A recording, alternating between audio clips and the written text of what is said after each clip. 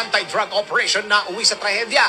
2 pulis sa Maguindanao del Norte patay. Narito ang news group ni Ian Articona.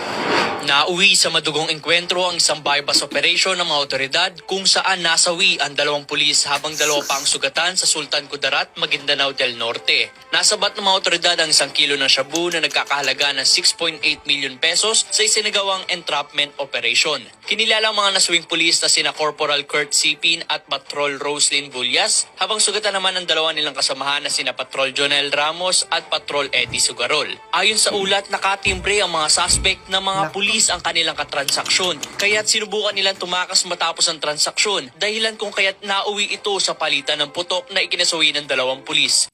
Risa Hontiveros, ganyan kadelikado ang mga operasyon ng mga pulis. Ha? So, dapat alerto ang mga pulis. Kasi kung hindi alerto, baka ang mga pulis ang mamatay.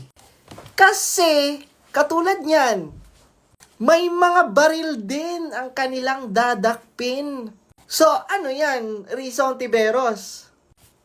Yung 2 pulis na namatay, ganun lang. Wala lang. Kaya alam nyo mga lods, hindi ko talaga mag-gets-gets. Diba? Lalo na yung Tuwadcom, diba? Lalo na yung mga hearing nila about sa operasyon ng mga pulis pagdating sa illegal na droga. Delikado po ang operasyon na yan. At kung hindi maging alerto at wais ang mga pulis, sila ang maunahan ng mga kriminal at sila ang mamamatay instead ang kriminal.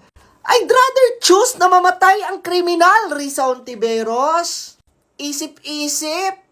Kasi lalo na yung mga operasyon ng mga pulis, lalo na pagdating sa illegal na droga, my God. Ang mga dadakpin nila, di ba, ang mga hinahanap nila, mga kriminal, may mga baril yan sila. Maglalaban at maglalaban talaga yung mga kriminal na yan. Kaya alam nyo mga lords, no, approve ako sa strategy at tinuturo ni Tatay Digong sa mga pulis. At least, di ba, hindi ang ating mga pulis ang madidehado. Gusto nilang di ba, lalo na yung si Risa Hontiveros. Mas iniisip pa ni Risa Hontiveros ang kapakanan ng mga adik at kriminal kesa sa mga pulis.